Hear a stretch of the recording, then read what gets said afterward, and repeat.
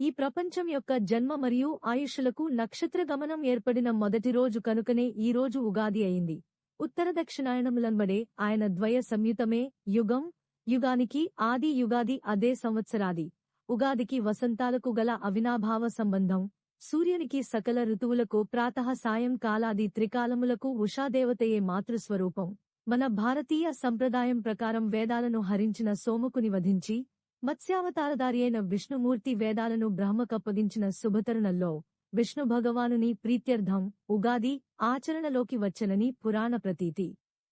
చైత్ర శుక్లపాడ్యమి నాడు విశాల విశ్వాన్ని బ్రహ్మదేవుడు సృష్టించాడు కనుక సృష్టి ఆరంభించిన సంకేతంగా ఉగాది జరుపబడుతుందని పురాణేతికంగా చెప్పబడుతుంది. అలా ఉగాది రోజున సృష్టి జరిగిందని చెప్పబడింది. ఏది ఏమైనా జడప్రాయమైన జగత్తులో చైతన్యాన్ని రగుల్కొల్పి మానవాళిలో నూతనాశయాలను అంకురింపచేసే శుభదినం ఉగాది.